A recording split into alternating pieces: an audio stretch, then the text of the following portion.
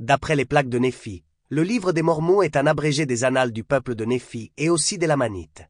Écrit à l'intention des Lamanites, qui sont un reste de la maison d'Israël, et aussi à l'intention des Juifs et des gentils. Écrit par commandement et aussi par l'esprit de prophétie et de révélation. Écrit, scellé et caché pour le Seigneur, afin qu'il ne soit pas détruit.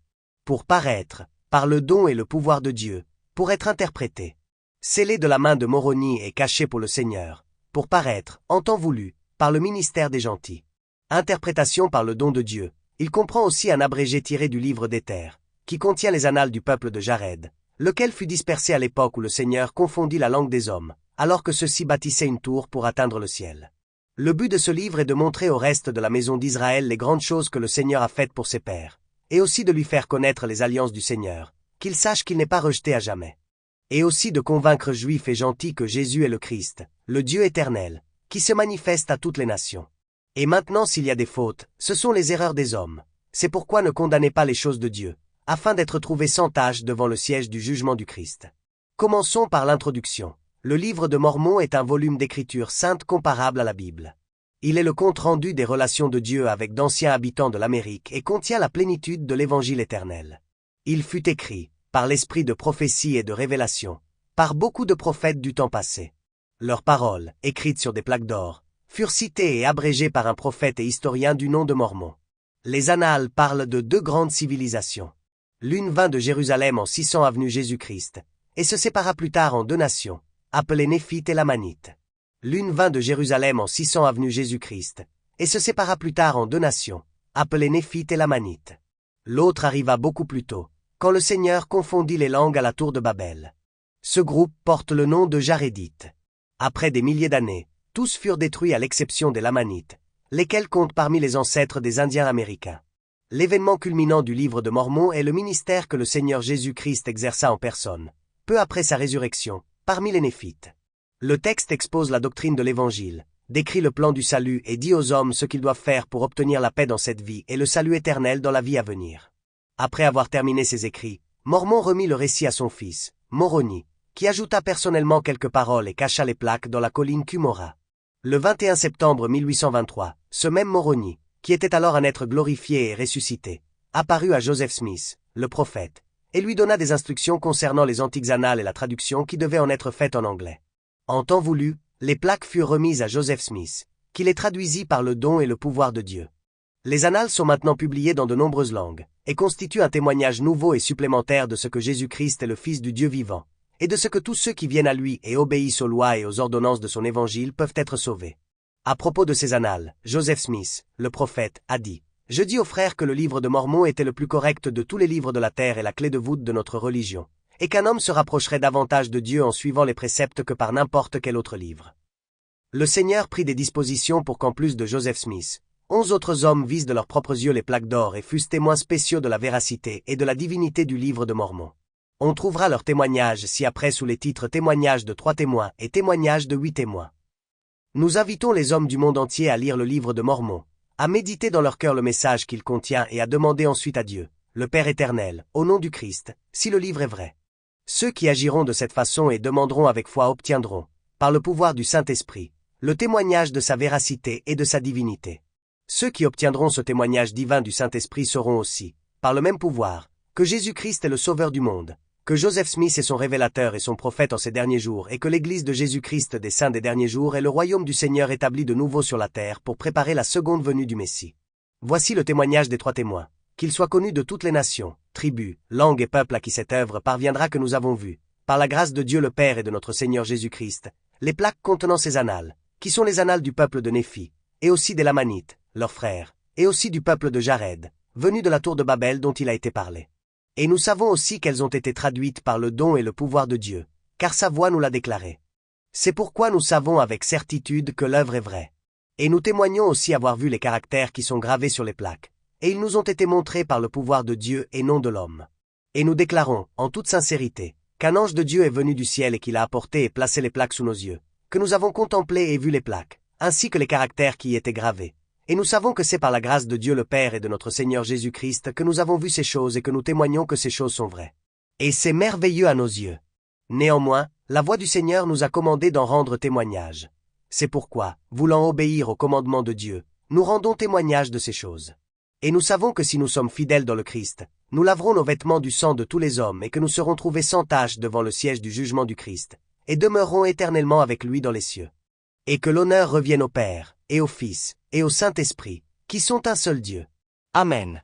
Voici le témoignage des 8 témoins, qu'ils soient connus de toutes les nations, tribus, langues et peuples à qui cette œuvre parviendra, que Joseph Smith, fils, traducteur de cette œuvre, nous a montré les plaques dont il a été parlé, qui ont l'apparence de l'or, et nous avons touché de nos mains toutes les feuilles que Ledit Smith a traduites, et nous avons également vu les inscriptions qui y étaient gravées, le tout ayant l'apparence d'un travail ancien et d'une exécution habile. Voici le témoignage des 8 témoins, qu'ils soient connus de toutes les nations, tribus, langues et peuples à qui cette œuvre parviendra, que Joseph Smith, fils, traducteur de cette œuvre, nous a montré les plaques dont il a été parlé, qui ont l'apparence de l'or, et nous avons touché de nos mains toutes les feuilles que Ledit Smith a traduites, et nous avons également vu les inscriptions qui y étaient gravées, le tout ayant l'apparence d'un travail ancien et d'une exécution habile. Et nous rendons témoignage, en toute sincérité, que Ledit Smith nous a montré ces plaques, car nous les avons vues et soupesées, et savons avec certitude que Ledit Smith détient les plaques dont nous avons parlé. Et nous donnons nos noms au monde, pour témoigner au monde de ce que nous avons vu. Et nous ne mentons pas, Dieu en rend témoignage. Et nous donnons nos noms au monde, pour témoigner au monde de ce que nous avons vu. Et nous ne mentons pas, Dieu en rend témoignage. Le nom des 11 témoins sont Oliver Cowdery, David Whitmer, Martin Harris, Christian Whitmer, Jacob Whitmer, Peter Whitmer fils, John Whitmer, Hiram Page, Joseph Smith père, Hiram Smith, Samuel H. Smith. Joseph Smith, le prophète, raconte la parution du livre de Mormon en ces termes. Le soir du 21 septembre 1823, après m'être mis au lit pour la nuit, je commençai à prier et à supplier le Dieu Tout-Puissant. Tandis que j'étais ainsi occupé à invoquer Dieu, je m'aperçus qu'une lumière apparaissait dans ma chambre. Elle s'accrut jusqu'à ce que la chambre fût plus claire qu'à l'heure de midi. Et, tout à coup, un personnage parut à mon chevet. Il se tenait dans les airs, car ses pieds ne touchaient pas le sol. Il était vêtu d'une tunique ample de la plus exquise blancheur, d'une blancheur qui surpassait tout ce que j'avais jamais vu de terrestre. Et je ne crois pas que quelque chose de terrestre puisse être rendu aussi extraordinairement blanc et brillant. Il avait les mains nues, les bras aussi, un peu au-dessus du poignet. Il avait également les pieds nus et les jambes aussi, un peu au-dessus des chevilles. La tête et le cou étaient nus également. Je pus découvrir qu'il n'avait d'autre vêtement que cette tunique, celle-ci étant ouverte, de sorte que je pouvais voir sa poitrine. Non seulement sa tunique était extrêmement blanche, mais toute sa personne était glorieuse au-delà de toute description, et son visage était véritablement comme l'éclair. La chambre était extraordinairement claire, mais pas aussi brillante que dans le voisinage immédiat de sa personne. D'abord, je fus effrayé de le voir, mais la crainte me quitta bientôt. Il m'appela par mon nom et me dit qu'il était un messager envoyé de la présence de Dieu vers moi et que son nom était Moroni, que Dieu avait une œuvre à me faire accomplir, et que mon nom serait connu en bien et en mal parmi toutes les nations, tribus et langues, ou qu'on en dirait du bien et du mal parmi tous les peuples. Il dit qu'il existait, déposé en lieu sûr, un livre écrit sur des plaques d'or, donnant l'histoire des anciens habitants de ce continent et la source dont ils étaient issus. Il dit aussi qu'il contenait la plénitude de l'évangile éternel, telle qu'elle avait été donnée par le Sauveur à ses anciens habitants. En outre, que 2 pierres contenues dans des arcs d'argent, et ces pierres, fixées à un pectoral, constituaient ce qu'on appelle l'Urim et le Tumim, elles étaient déposées avec les plaques, que la possession et l'utilisation de ces pierres étaient ce qui faisait les voyants dans les temps anciens ou passés, et que Dieu les avait préparés en vue de la traduction du livre. Il me dit encore que lorsque j'aurai reçu les plaques dont il avait parlé, car le temps où je les obtiendrai n'était pas encore accompli, je ne devrais les montrer à personne, pas plus que le pectoral avec l'Urim et le Tumim, sauf à ceux à qui il me serait commandé de les montrer. Si je désobéissais, je serais détruit. Tandis qu'il conversait avec moi au sujet des plaques, une vision s'ouvrit à mon esprit, de sorte que je pus voir le lieu où les plaques étaient déposées, et cela si clairement et si distinctement, que je le reconnus quand je m'y rendis. Après cette communication, je vis la lumière qui remplissait la chambre commencer à se rassembler immédiatement autour de la personne de celui qui m'avait parlé, et elle continua à se rapprocher de lui jusqu'à ce que la chambre fût de nouveau laissée dans l'obscurité, sauf juste autour de lui, et tout à coup, je vis comme un passage ouvert directement vers le ciel. Il y monta jusqu'à disparaître entièrement, et la chambre fut de nouveau comme elle était avant que cette lumière céleste eût fait. Après cette communication, je vis la lumière qui remplissait la chambre commencer à se rassembler immédiatement autour de la personne de celui qui m'avait parlé, et elle continua à se rapprocher de lui jusqu'à ce que la chambre fût de nouveau laissée dans l'obscurité, sauf juste autour de lui, et tout à coup, je vis comme un passage ouvert directement vers le ciel. Il y monta jusqu'à disparaître entièrement, et la chambre fut de nouveau comme elle était avant que cette lumière céleste eût fait. Son apparition. Je méditais dans mon lit sur la singularité de cette scène, très étonné de ce que m'avait dit cet extraordinaire messager, quand, au milieu de ma méditation, je m'aperçus soudain que ma chambre recommençait à s'éclairer, et en un instant, pour ainsi dire, le même messager céleste fut de nouveau à mon chevet. Il se mit à me raconter exactement les mêmes choses que lors de sa première visite, sans la moindre variation. Cela fait, il m'annonça que de grands jugements venaient sur la terre, avec de grandes désolations par la famine, l'épée et la peste. Et que ces jugements pénibles s'abattraient sur la terre dans cette génération. Après avoir dit ces choses, il remonta comme auparavant. J'avais maintenant l'esprit si profondément impressionné que le sommeil avait fui mes yeux et que je restais couché, accablé d'étonnement de ce que j'avais vu et entendu tout à la fois. Mais quelle ne fut pas ma surprise quand je vis de nouveau le même messager à mon chevet et l'entendis de nouveau me répéter et me redire les mêmes choses qu'avant. Et il ajouta un avertissement à mon intention, disant que Satan essayerait de me tenter à cause de l'indigence de la famille de mon père d'aller chercher les plaques dans le but de m'enrichir. Il me le défendit, me disant que je ne devais avoir d'autre objet en vue, en recevant ces plaques, que de glorifier Dieu, et ne devais me laisser influencer par aucun autre motif que celui d'édifier son royaume, sinon je ne pourrais les recevoir. Après cette troisième visite, il remonta au ciel comme avant, me laissant de nouveau réfléchir sur l'étrangeté de ce qui venait de m'arriver. À ce moment-là, presque aussitôt après que le messager céleste fut remonté pour la troisième fois, le coq chanta, et je vis que le jour était proche, de sorte que nos entretiens avaient dû remplir toute cette nuit-là. Peu après, je me levai de mon lit et me rendis comme d'habitude aux travaux nécessaires du jour. Mais en tentant de travailler comme les autres fois, je m'aperçus que mes forces étaient si épuisées que j'étais incapable de rien faire. Mon père, qui travaillait avec moi, vit que je n'étais pas bien et me dit de rentrer. Je me mis en route dans l'intention de me diriger vers la maison, mais comme j'essayais de passer la clôture du champ où nous étions, les forces me manquèrent tout à fait. Je tombai impuissant sur le sol et perdis un moment complètement conscience. La première chose dont je me souviens, c'est d'une voix qui me parlait et m'appelait par mon nom. Je levai les yeux et vis le même messager, debout au-dessus de ma tête, entouré de lumière comme précédemment.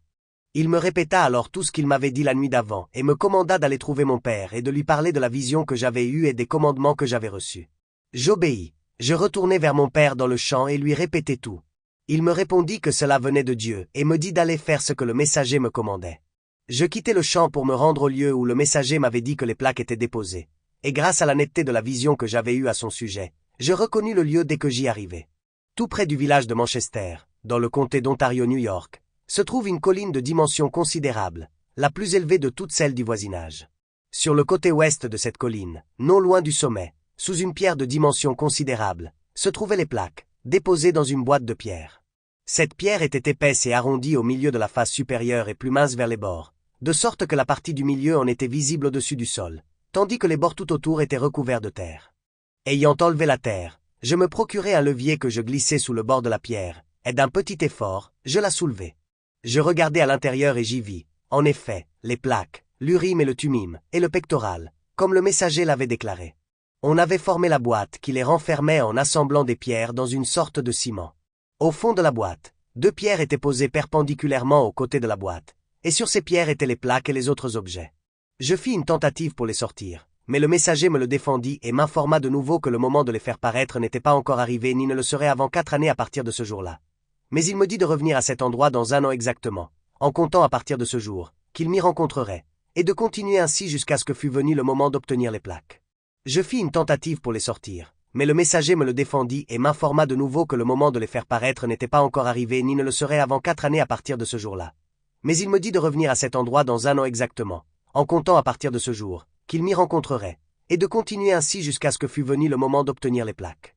En conséquence, comme cela m'avait été commandé, j'y allai à la fin de chaque année, j'y trouvai chaque fois le même messager et je reçus, à chacun de nos entretiens, des instructions et des informations sur ce que le Seigneur allait faire et sur la manière dont son royaume devait être dirigé dans les derniers jours.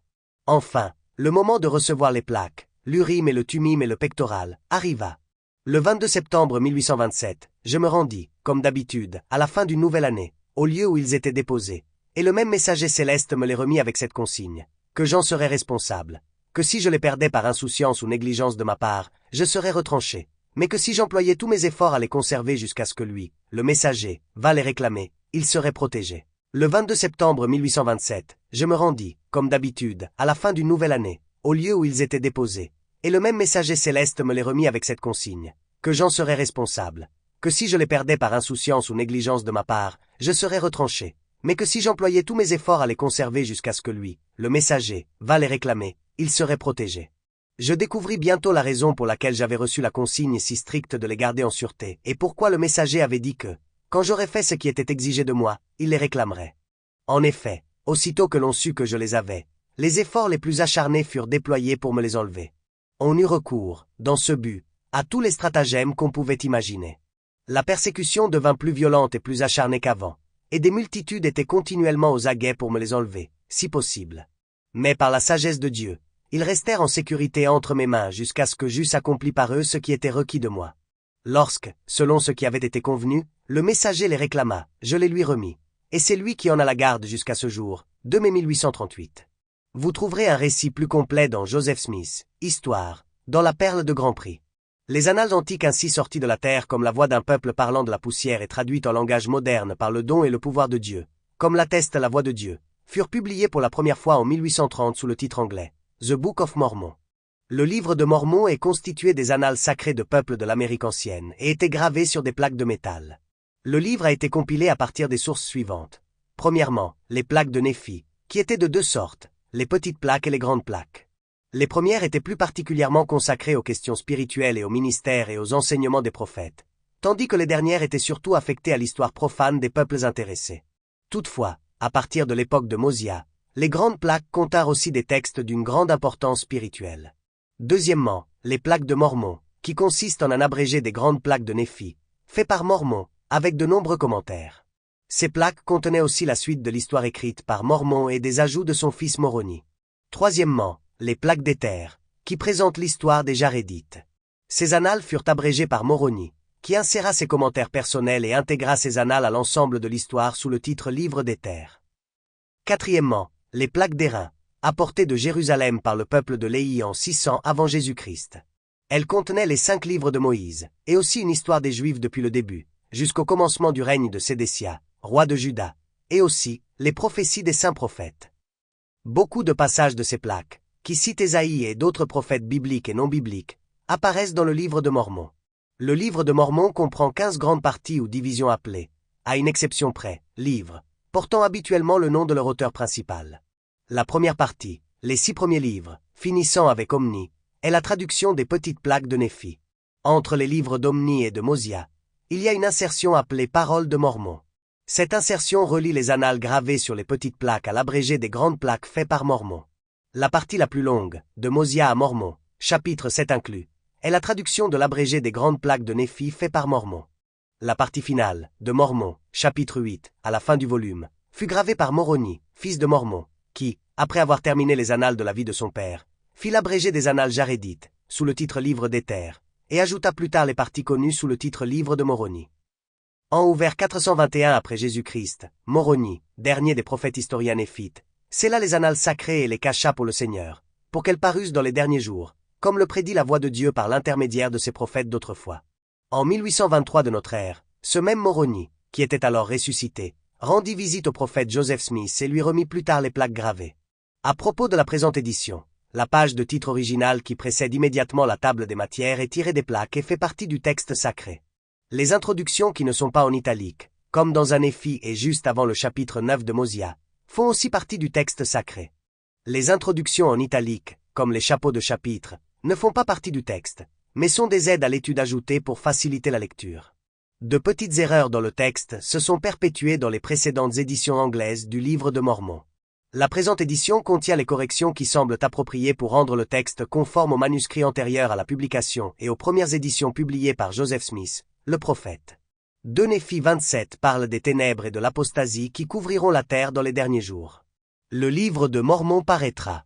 3 témoins témoigneront du livre. Le savant dira qu'il ne peut pas lire le livre scellé. Le Seigneur fera une œuvre merveilleuse et un prodige. Comparable avec Ésaïe 29, 11. Vers 559 et 545 avant Jésus-Christ. Mais voici, dans les derniers jours, ou dans les jours des gentils, oui, voici, toutes les nations des gentils, et aussi les Juifs, tant ceux qui viendront dans ce pays que ceux qui seront dans d'autres pays, oui, même dans tous les pays de la terre, voici, ils seront ivres d'iniquité et de toutes sortes d'abominations. Et lorsque ce jour viendra, le Seigneur des armées les châtiera par le tonnerre et par les tremblements de terre, et par un bruit formidable, et par l'ouragan, et par la tempête. Mais voici, dans les derniers jours, ou dans les jours des gentils, oui, voici, toutes les nations des gentils, et aussi les Juifs, tant ceux qui viendront dans ce pays que ceux qui seront dans d'autres pays, oui, même dans tous les pays de la terre, voici, ils seront ivres d'iniquité et de toutes sortes d'abominations. Et lorsque ce jour viendra, le Seigneur des armées les châtiera par le tonnerre et par les tremblements de terre, et par un bruit formidable, et par l'ouragan, et par la tempête, et par la flamme d'un feu dévorant. Et toutes les nations qui combattent Sion et qui l'affligent seront comme un songe, une vision nocturne. Oui, il en sera pour elle comme de celui qui a faim et qui rêve qu'il mange, puis s'éveille, l'estomac vide. Ou comme de celui qui a soif et qui rêve qu'il boit, puis s'éveille, épuisé et languissant. Oui, ainsi en sera-t-il de la multitude des nations qui viendront attaquer la montagne de Sion. Et toutes les nations qui combattent Sion et qui l'affligent seront comme un songe, une vision nocturne. Oui, il en sera pour elle comme de celui qui a faim et qui rêve qu'il mange, puis s'éveille, l'estomac vide. Ou comme de celui qui a soif et qui rêve qu'il boit, puis s'éveille, épuisé et languissant. Oui, ainsi en sera-t-il de la multitude des nations qui viendront attaquer la montagne de Sion. Car voici, vous tous qui commettez l'iniquité, soyez stupéfaits et étonnés, fermez les yeux et devenez aveugles. Oui, vous serez ivres, mais ce n'est pas de vin, vous chancellerez, mais ce n'est pas l'effet des liqueurs fortes. Car voici, le Seigneur a répandu sur vous un esprit d'assoupissement. Car voici, vous avez fermé vos yeux, et vous avez rejeté les prophètes. Il a voilé vos têtes et les voyants à cause de votre iniquité. Et il arrivera que le Seigneur Dieu vous fera parvenir les paroles d'un livre, et ce seront les paroles de ceux qui ont dormi. Et voici, le livre sera scellé, et dans le livre, il y aura une révélation de Dieu, depuis le commencement du monde jusqu'à sa fin. C'est pourquoi, à cause des choses qui sont scellées, les choses qui sont scellées ne seront pas remises au jour de la méchanceté et des abominations du peuple. C'est pourquoi, le livre lui sera refusé. Mais le livre sera remis à un homme, et il remettra les paroles du livre, qui sont les paroles de ceux qui ont dormi dans la poussière, et il remettra ces paroles à un autre. Mais les paroles qui sont scellées, il ne les remettra pas, et il ne remettra pas non plus le livre. Car le livre sera scellé par le pouvoir de Dieu, et la révélation qui était scellée sera gardée dans le livre jusqu'à ce que le Seigneur le juge bon pour qu'elle paraisse. Car voici, elle révèle tout depuis la fondation du monde jusqu'à sa fin. Et le jour vient où les paroles du livre qui étaient scellées seront lues sur les toits des maisons, et elles seront lues par le pouvoir du Christ, et tout sera révélé aux enfants des hommes, tout ce qui a jamais été et sera jamais parmi les enfants des hommes, jusqu'à la fin de la terre. C'est pourquoi, le jour où le livre sera remis à l'homme dont j'ai parlé, le livre sera caché aux yeux du monde, de sorte que les yeux d'aucun homme ne le verront, si ce n'est que 3 témoins le verront par le pouvoir de Dieu, en plus de celui à qui le livre sera remis. Et ils témoigneront de la vérité du livre et des choses qui s'y trouvent. Et il n'y aura personne d'autre qui le verra, si ce n'est un petit nombre, selon la volonté de Dieu, pour rendre témoignage de sa parole aux enfants des hommes.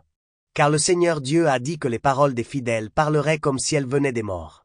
C'est pourquoi, le Seigneur Dieu se mettra en devoir de faire paraître les paroles du livre, et il établira sa parole par la bouche d'autant de témoins qui lui semblent bons, et malheur à celui qui rejette la parole de Dieu.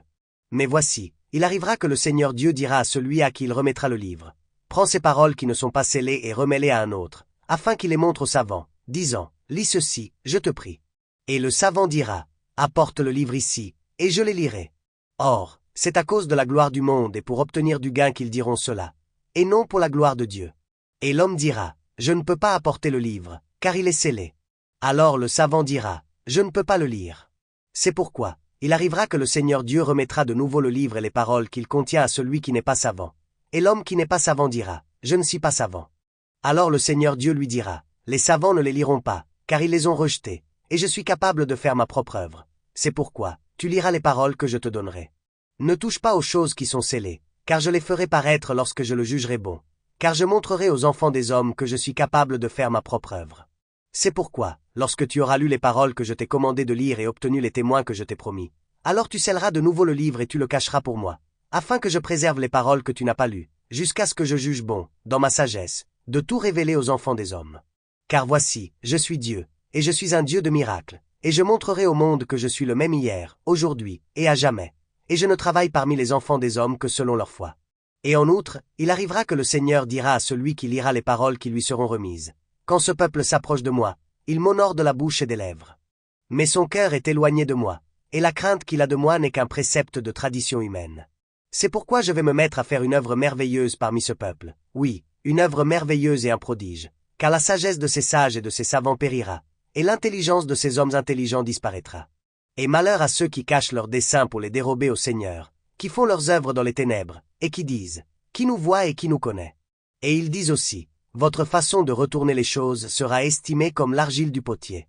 Mais voici, je leur montrerai, dit le Seigneur des armées, que je connais toutes leurs œuvres. Car l'ouvrage dira-t-il de l'ouvrier, il ne m'a point fait? Pour que le vase dise du potier, il n'a point d'intelligence. Mais voici, dit le Seigneur des armées, je vais montrer aux enfants des hommes qu'encore un peu de temps, et le Liban se changera en verger, et le verger sera considéré comme une forêt.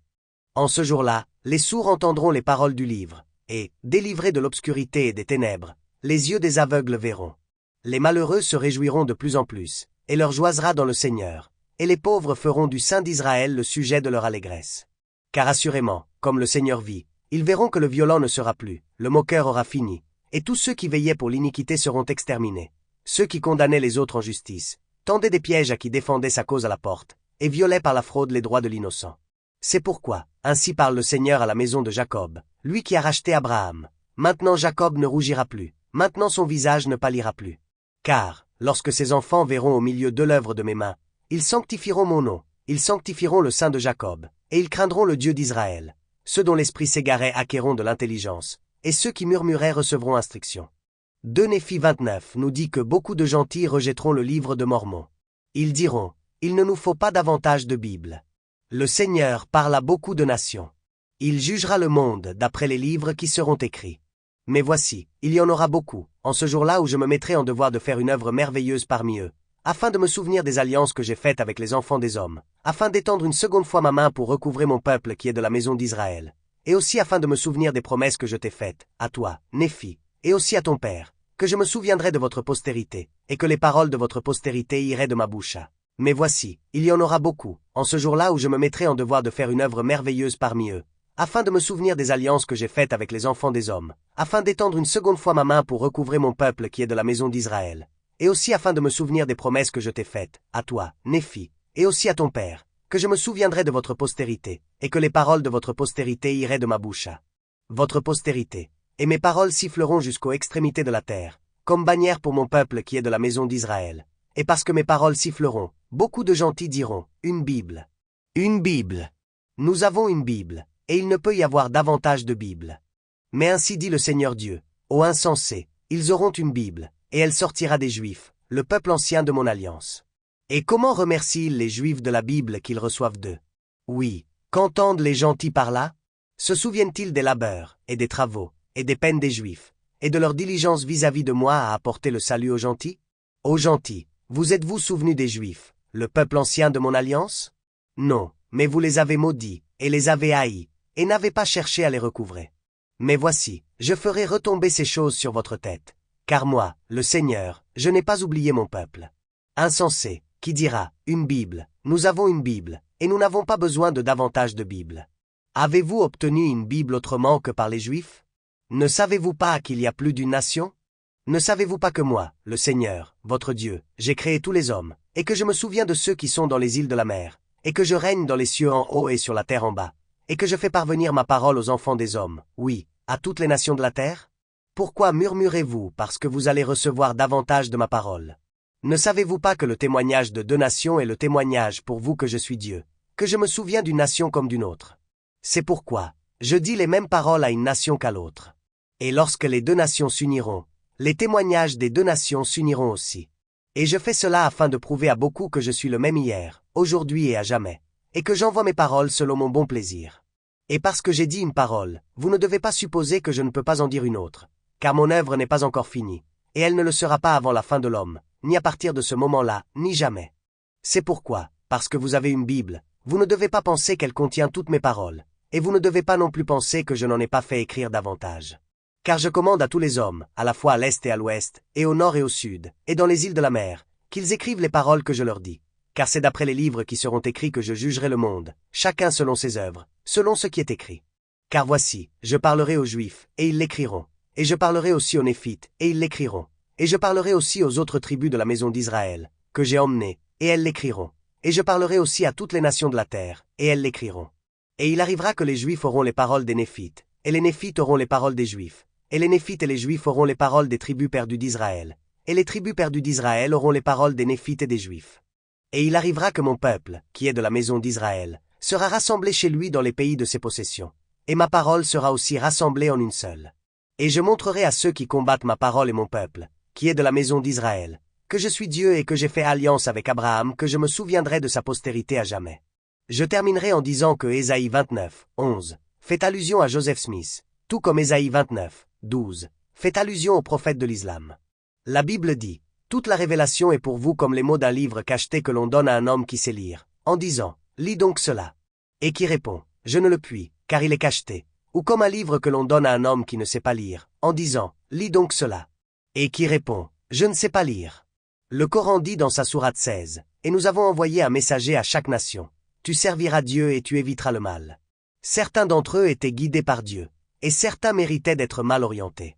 Alors parcourez la terre et voyez comment la punition a été infligée à ceux qui ont nié.